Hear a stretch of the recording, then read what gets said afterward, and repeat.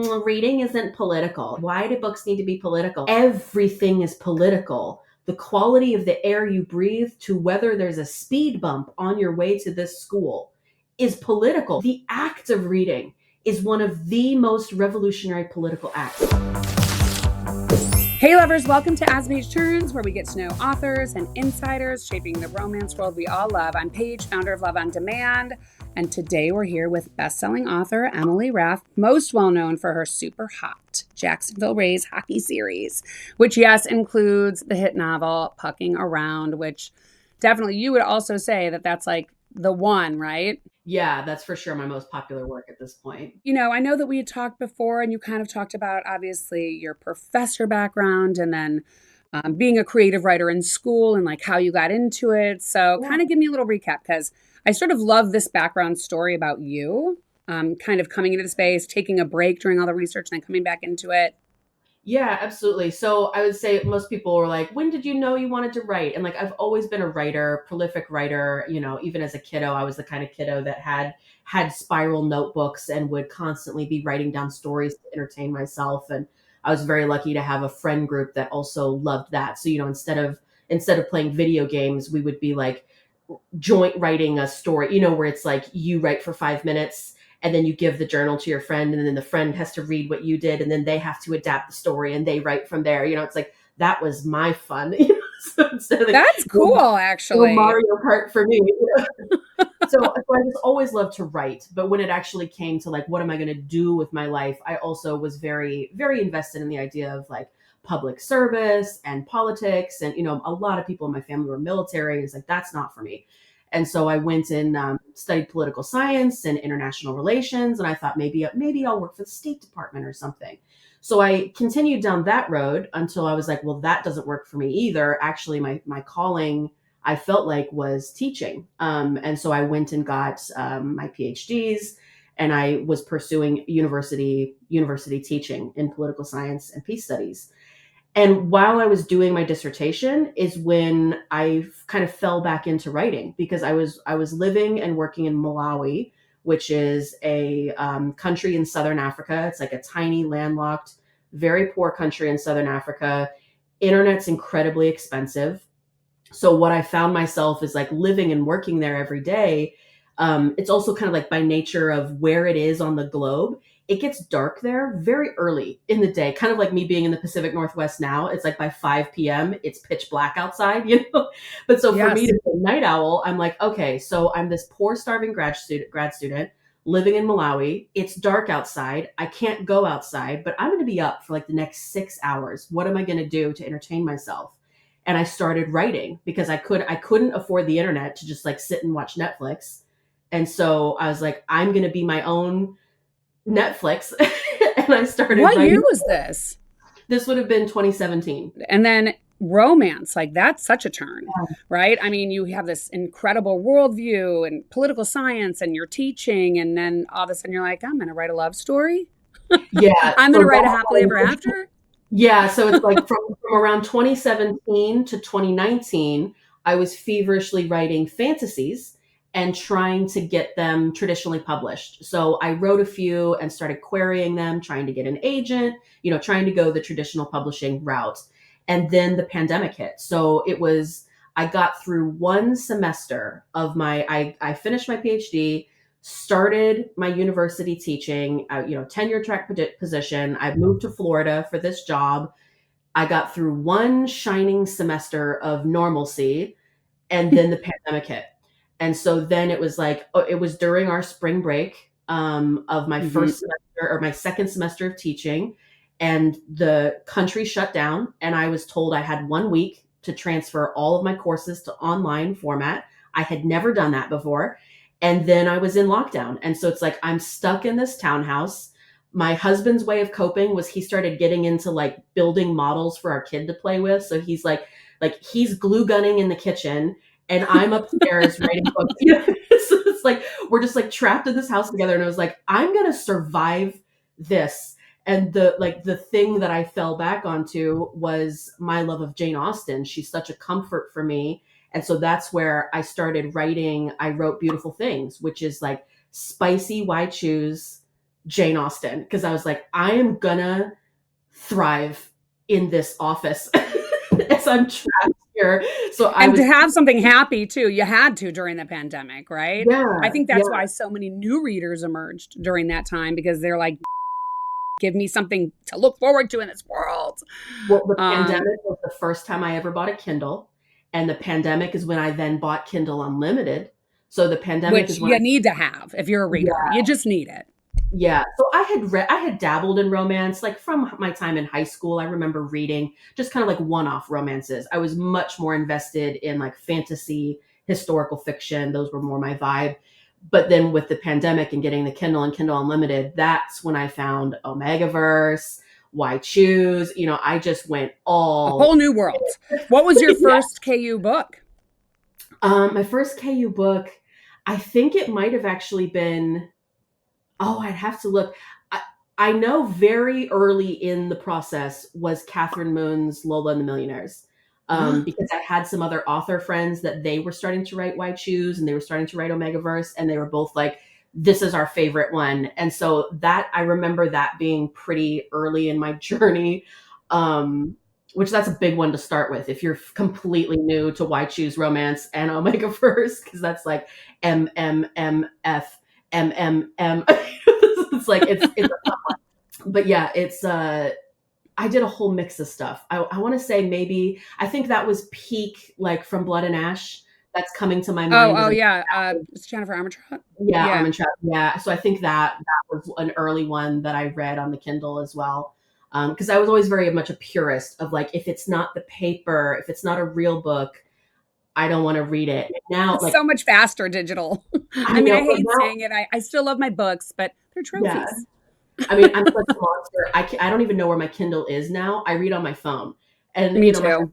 my husband is like, "You're gonna go blind." It's like, I'm telling you, he's not wrong. My eyes are no bueno. The Kindle is better with that whole blue light thing, but yeah, did you find too that like you got for me, I was like I knew about Book Talk and Bookstagram and like during the pandemic, but I still got a lot of my recs. Like if you liked this, you'll like that. And that's like when I would go down like massive rabbit holes on my KU. Did you do that too? yeah. I mean, I only started on TikTok when I started authoring, so that was kind of I wanted to kind of see what was up, and I started my account then when I was already an author and was starting to promote Hmm. books. So yeah, absolutely. I think in those early days of the book talk explosion, like like 2020 was like peak 2020 to like 2022. 2022 is when I published my first thing. So it was like really thriving into like 2022, 2023. And since then already, I mean, we're only what, 3 years out from that. The landscape has changed so completely in terms of Unbelievable. It's like for me because I've been reading since 2011 like this to see that transformation. So tell me, do you have like you must have like digested and devoured books while you're writing during the time? Do you have a top 5 list oh of goodness. romance that you were just like obsessing?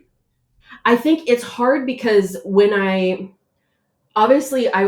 went down a deep hole of hockey romance as a reader before I Yes. ever wrote one.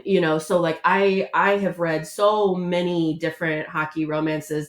I think rather than it being like I couldn't possibly pick a book, and I'm terrible with names, but like a couple of authors that were really influential to me, like I love, and like S.J. Tilley is a friend, and I also love her. her Sleet series. I always say Sleep Banshee is one of my like comfort hockey romances. Is this um Nero, right? She wrote that book too, yeah, right? Chibodero, His yeah, the Mafia. Alliance I loved series. that book. Yeah, and then a lesser known hockey romance person, I really loved her second series she did. She's done like 20 hockey romances across two different series. Samantha Whiskey, she had her second Mm. series is like the Carolina Reaper series, and she has a couple in there that I just, again, are just comfort reads. I love Axel. I love Canon. Canon is like a Hades Persephone retelling, but make Oh, it hockey. And so like the mythology nerd in me was like, yes, so I will eat that for breakfast. yeah, and then I tend to veer towards professional hockey. I don't really like reading college hockey. So I Oh, would say I just, that's my preference. Now that I'm an adult in my 30s, I prefer to read about adults. And so that young adult or new adult category of them being in college, it just tends to never really hook me. One exemption is I love Deanna Gray. Has a couple of sports romances. The one of them is a hockey romance, or no, one or two of them are hockey romances. And I loved those, but those are set in college. But yeah, it's just a comfort category for me always is monster.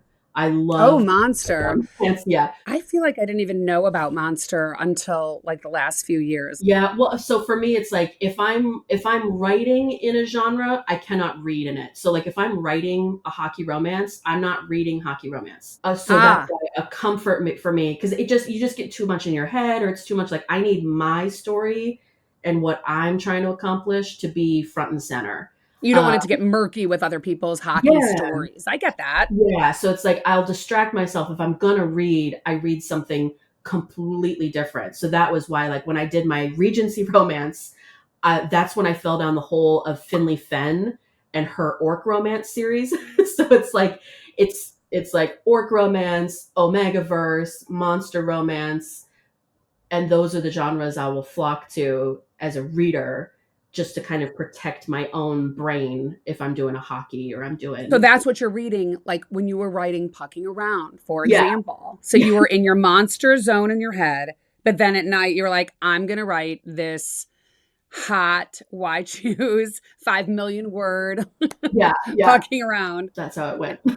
Tell me a little bit about like I've heard you in other interviews talking about how in your head, and I feel this too, like it's the cinematic experience. Like when you're reading it, when you're writing it, Yeah, you're seeing the movie, you're in the scene. I feel the same way because yeah, I can just devour, like I'm a TV producer by trade, right? So I love to see things. And whenever I'm reading, I'm fan casting it.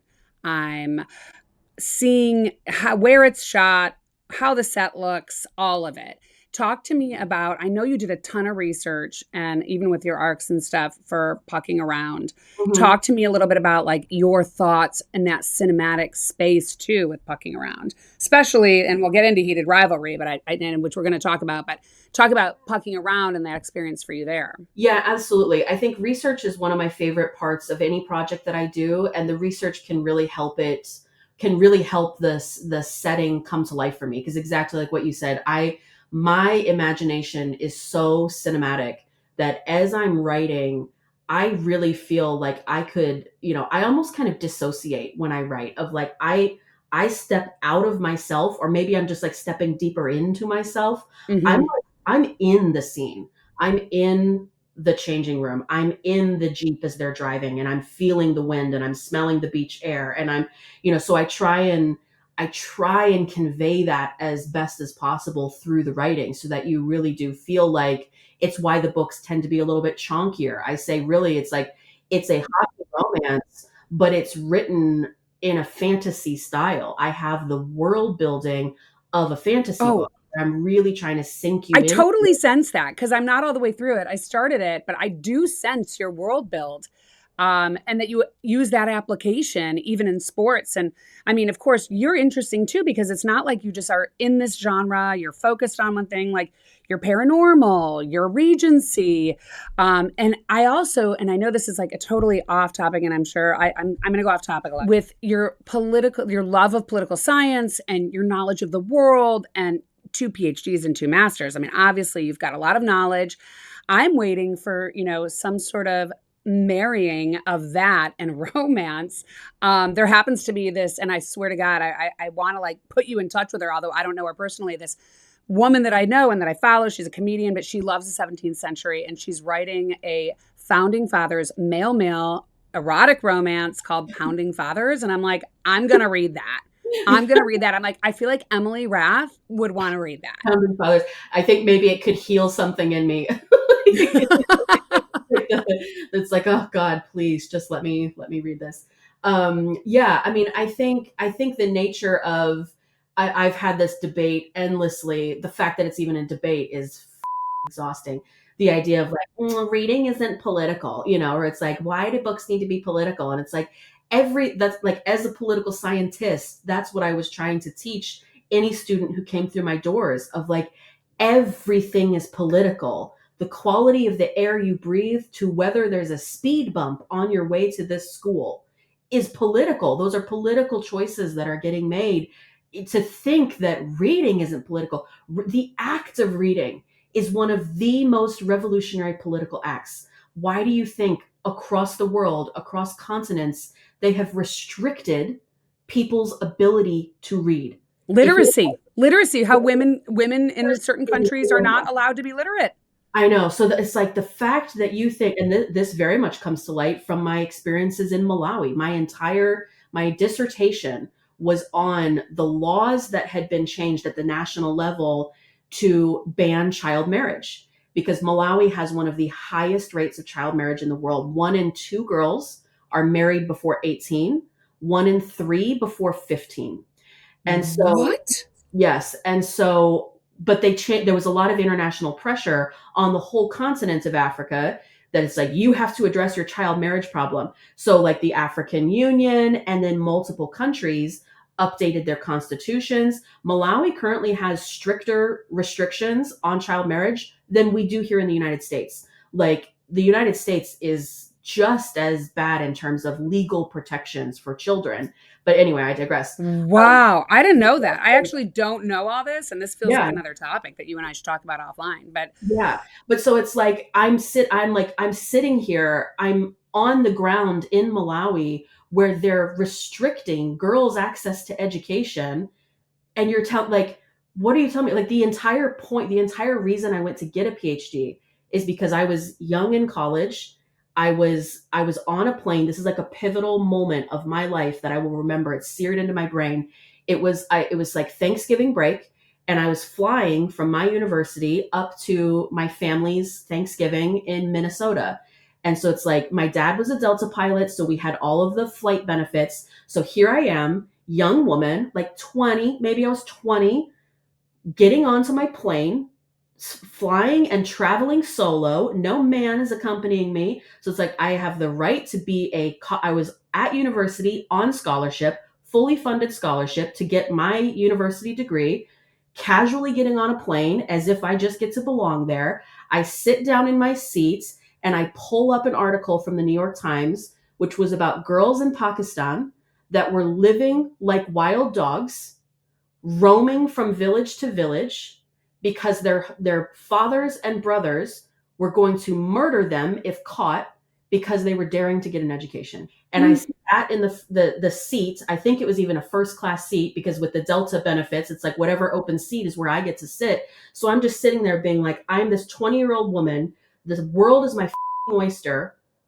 I have no debt that I'm going to walk away from this college education that I just get. Why do I get this? Why do I get to have this privilege? And there's girls at this moment on the other side of the world living from the scraps their mothers hide in the bushes for them while mm. they're daring to just get to read. And so I was like, I cried in the seat of the plane, and I like committed to myself in that moment. I was going to go all the way. I was going to go and get a PhD for all of the girls around the world who couldn't. If it's like, we don't all get the privilege, and I have it. Yeah, I mean, I feel this way too. I mean, I see what happens in other countries around the world and how many women have no privileges, no rights, how much law restricts them in so many other places. And I know we're going on a tangent here because I want to talk about your books, but I follow you, of course. Mhm. And I feel like you are often like you have your brand. And this totally makes sense for you, especially for you because you have such strong thoughts and strong opinions. Some people have a separate account where they're talking about their opinions and their author brand will be separated, but Mhm. you have them both together and you want your fans to know why they're both together. And that's probably why you do this. Yes. Yeah. Well, I mean, because then to be confronted with all of these privileged American white women who are just like, reading isn't political. Guys, can't we just get back to read? And I'm like, you have no idea. Like, open a book, learn your history, just look around the world and see the ways in which the very act that you get to read is powerfully political because it's being restricted. all around the world, even now today, you know? And so you just feel like you're in this rage of like, I will not ever be the kind of author that's just like, it's just my books and just fun and just like, you know what I mean? It's like, I constantly am saying like, I'm a person first. We have to show up in this world as the people that we are, as the humans that we are, and the humanity that we share. So I am always going to be engaging in the politics of living in this world in 2026. So yeah, we'll talk about my books and we'll have fun, but my books are deeply entrenched in my beliefs. You know, it's like you're going to get politics even in a hockey romance. Do you feel like too when you're writing them? Because I know like you're writing your characters and you're like, I'm not her. I personally love to relate to characters in books, but I Mhm. love how, and I have heard you say this, like, you're not her. Sometimes she's the opposite of you, but Yeah. still you're kind of marrying some of these ideals that you have. Do you have this wish for when people are reading your books that the takeaway is more than the happily ever after, that the takeaway is some part of you in that sense? Yeah, absolutely. Well, I think this was something that really frustrated me of like the peak of Pucking Around success was there was a moment on Book Talk where the whole vibe was this is the spiciest thing I've ever read. And so it really like the whole of Book Talk became consumed with they were not reading these romances. I honestly, you mentioned Heated Revelry. I honestly think you can see that rhetoric rearing its ugly head again of all these people that just want to focus on the smutty, smutty smut of Heated Rivalry. I saw someone did a breakdown yesterday where they actually timed the spice in each of the episodes. And in like what was like 245 minutes of the whole 6 episodes, do you know what percentage of it was spice? 10% or some low number. I know it was lower than you think it It was. was like 4.6%. And so all I these people believe are it. like, we're just here for the spice. This is the spiciest thing ever. And it's like, it's 4.6% of the show. And not only that, it's only like not in every episode. That's Yeah. why people think it was spicy, because the episodes that it was in, it was heavy. Yeah. And so they're being, it's clever from a TV producer perspective to sort of showcase that, particularly because the spice occurs, because the story is, I think this is probably typical too with male. It's like the connection, the physical Sex connection work. first, Yeah. of course, and then the relationship build. And so I like that the trueness of that was sort of showcased too. But of course, people that aren't in the romance world, like this hit them like a ton of bricks, I thought. Yeah. Yeah. What did you think of how the series was executed? It was amazing. It was I I've been it was amazing. I've read, obviously I've read the books, so I was familiar with the source material. And more than that, having been in kind of like the queer hockey space, I have an MM hockey romance of my own, and I have, all 4 of the books in my series are queer. So our fandoms overlap a lot. And Of so it's like course. you're fans of my stuff, you're fans of Rachel's stuff.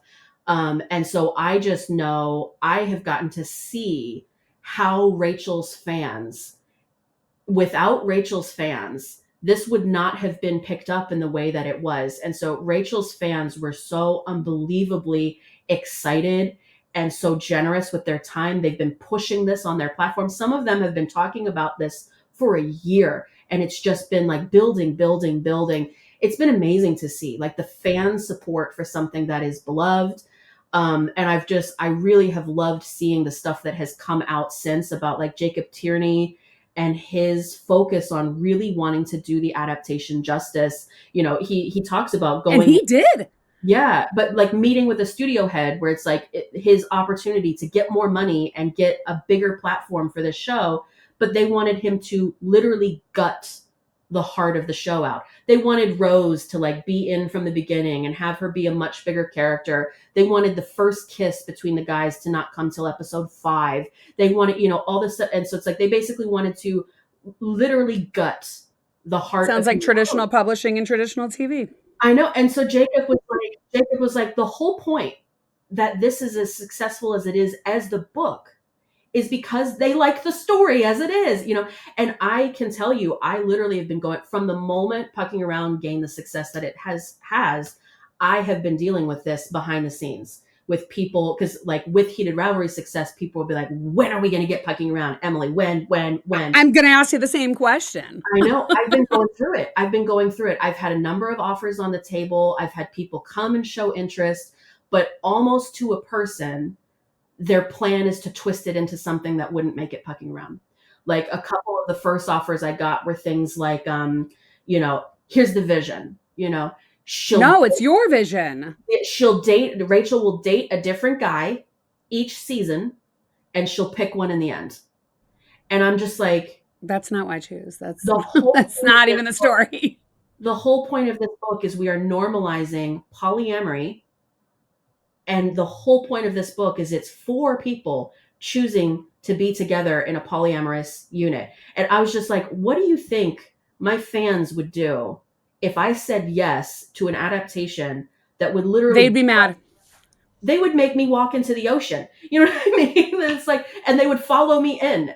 So it was just like... Well, it's also too, knowing that your fans dictate, like they continue, once you find that fan base, right? They continue to spur you on into the direction they're steering a ship once you've already set course. I guarantee you that I have queer readers, I have straight readers that are reading it, and they are reading it for the escape. They're reading it for the found family. They're reading it for the witty banter. And, I love the found family. Absolutely. I love found family.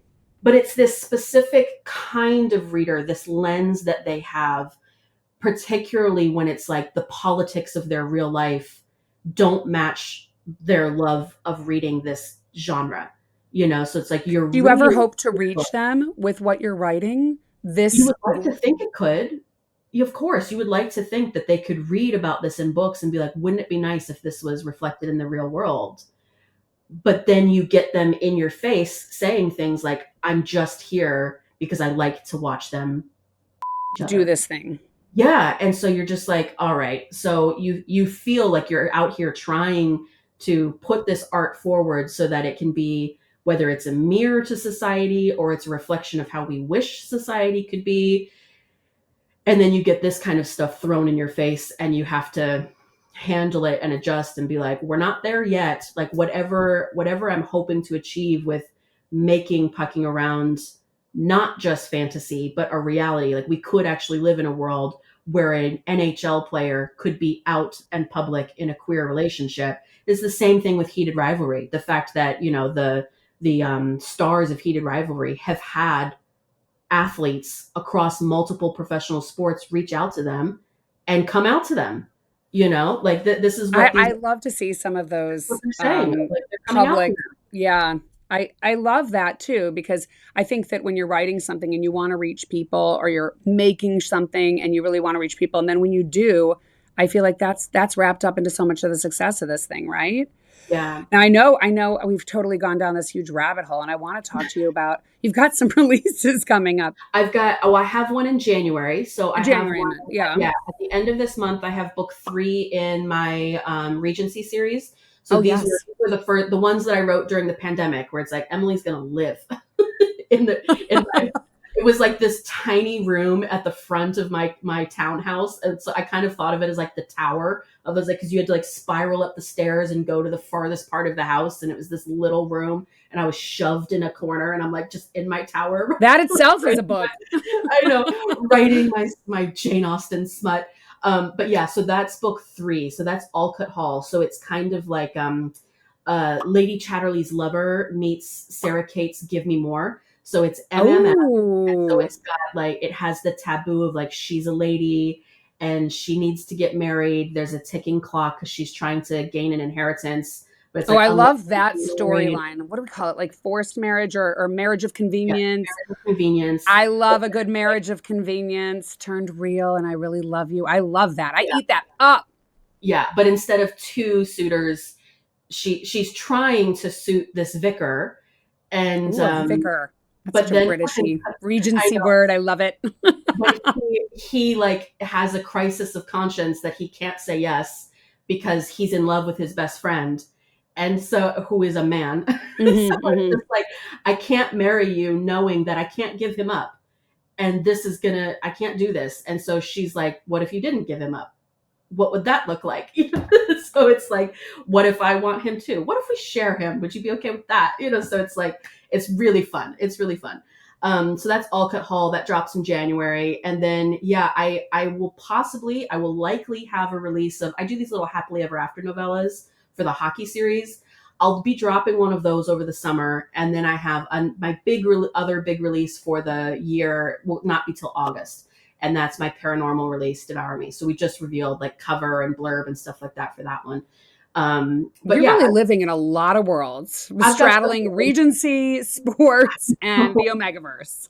I know. Yeah. I say I'm as much a mood writer as I am a mood reader, so like my brain, my unmedicated ADHD brain, that explains a lot, right? I'm unmedicated with severe ADHD. So it's just like shiny object, shiny object. And Okay, yeah, so wait, let's get to Regency for a second. We have another big release of a classic coming out in February. Are you a fan? Are you excited about Wuthering Heights? Talk to me about that. Talk about oh, that inspiration even to you. yeah. Well, so we have season 4 of Bridgerton that Oh drops, yeah, season 4 of Bridgerton. I think like the day after All Cut Hall drops, because that season 4 is coming here in January. So Bridgerton is a ton of fun. Looking forward to season 4. But then yeah, Wuthering Heights. It's been a lot of fun to kind of see. I'm very much of the mindset of like an adaptation, because I've seen people raging already about Wuthering Heights because of the costumes and the sets and blah blah blah It's blah. different. It's giving Bridgerton a little bit in terms of like modernizing it. Do you feel that too? Like there's some Yeah, sort of a modernization happening in that adaptation? yeah, It's a it's an creative choice. Yeah, well, because like even I mean, I was in the trenches with the Dakota Johnson Persuasion that came out. That this was back in like I think it was like 2019 or something. Because people hated that adaptation, and the big thing they hated was that they would do fourth wall breaks, where Dakota Talking Johnson, to the camera. she would talk to the camera, and I was like, I liked it. I It was like like, that too, actually.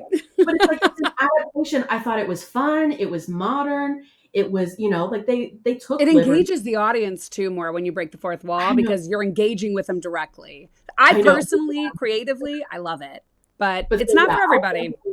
I'll definitely be watching Wuthering Heights, and I just especially now, I've always had that mindset though of like I'm not looking for it to be, I'm not looking for it to be like a stage production of Hamlet in the Globe. I'm fine if it's going to be Denzel Washington as Hamlet and it's set in a 23rd century dystopian hellscape. You know what I mean? It's like it's adaptation is adaptation is adaptation. So I'm totally fine with Wuthering Heights being crazy cool costumes and I am too. that she even the director even put quotes Wuthering Heights. So it's like it's almost like they're playful. They know what they're doing of like Based on. this is going to piss you off. If you came here to just see a heated rivalry esque faithful adaptation of Wuthering Heights onto the screen, you're going to be big mad. So I'm No, like, it's so cinematic in the way that the trailers look too, and I'm actually looking forward to it too. I feel like I need to like go back and reread this because high school, college, a long, it's been a hot yeah, minute. yeah, Um, and then just kind of we're jumping around all over the place with all your yeah. genres. Talk to me a little bit about the paranormal release. Yeah, so that's going to be a ton of fun. I have had these characters um annoying me in my head since before I wrote a single word of a hockey romance. That is how long I have had. Really?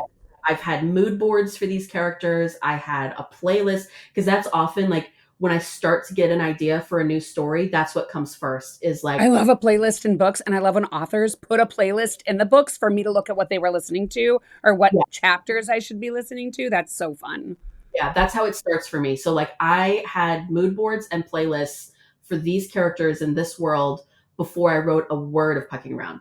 And so Mm. it was like, well, but the story needed to percolate. I didn't have a clear sense. It's like I knew what I wanted to do, but the story needed to percolate. So we've moved along and it just got to a point where the whole time I've been writing all these hockey books, it's been sitting in my head getting louder and louder and louder.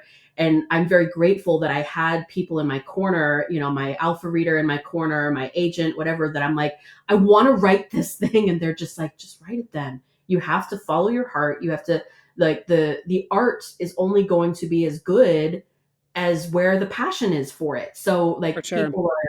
people are adamant that they want book 5 in my hockey series, but I'm like, I'm telling you, if I sat at this computer and just beat my head against the desk trying to make it come out now, you're not going to like it.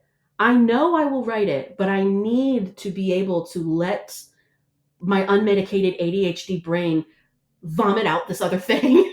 So it's like, so I finally was just like, I can't wait anymore. This has to come out of me. And I wrote Devour Me. So Devour Me is book 1 in, it's going to be a trilogy. Book 1. Have you written the other 2? Are you in it? We're starting copy edits on book 1, and I couldn't start writing book 2 until we decided how we were really, really going to finish book 1, because they build on each other. So I'm like, I can't be writing book 2 until I know the direction that we're going to end on, because we tweak some stuff in the fully ending. Connected series, fully connected trilogy. Yes. So tell me, as if a reader is new to you in general, where are they starting? Because you've got all these genres. Yeah, it really depends on that's what's kind of fun. I call it the Emily verse. The Emily verse. That totally makes sense. Like Marvel Cinematic Universe. Like, oh, do you like this thing? Then do Doctor Strange. You want Save the World? Captain America, So the Emily verse is really, what's your vibe? What's your interest? I have a medieval Finnish fantasy. If you like more of lower spice fantasy, go read North is the Night. If you love Omegaverse, go read Whiskey and Sin. If you want just fun, flirty, silly spice, read the hockey stuff. So it really is just, what if I'm like a contemporary found family kind of girl? But I love a thriller, actually. Like, I love suspense.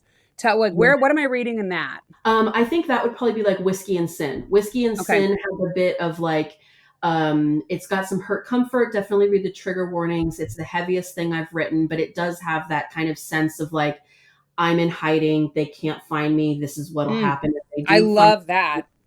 Because I'm always like in suspense. I'm like, how are you going to wrap it up? How are you going to wrap it up? That tension. Yeah. That gives me the angst, and it fills my cup. Right. Yeah. I mean, like, I need to feel like, yes, there's spice, but it's accompanied with all of this danger or something bad's happening. Because then it's like, I think it's harder to get to an HEA, and I'm like so much more fulfilled when we get there.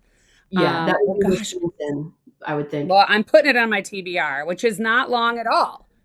Yeah, I'm sure. Doing this job, I'm sure you never get ideas for books. Oh my gosh, my TBR is like 6 pages at this point. I'm like afraid to go look at my Goodreads. Like, half my books there are TBR books. Well, I'm so happy that you came on and gave me the time today. Anything else you want to tell me or the viewers before we wrap up? No, I think, my gosh, just keep reading. Keep reading. Read diversely, and get out of your comfort zone. That's one of my resolutions, even though I don't believe in resolutions. Get out of your comfort zone, try something new, read diversely, read Monster. Like, I'm telling you, it'll change your life, it'll save your life. Monster has basically become my favorite go-to genre. That'll be my getting out of comfort zone this year. Yeah. Because like last year for me, it was a ton of romantasy, which was also getting out of my comfort zone. This year, I'm going to give myself that Monster. Yeah, Monster. Oh my gosh, Monster is so much fun. So Monster is a lot of fun. Or Alien, right? If you want a slow step. Oh, I did love Ice Planet Barbarian. I will talk about that book forever. So read a monster romance. It'll change your life. It will.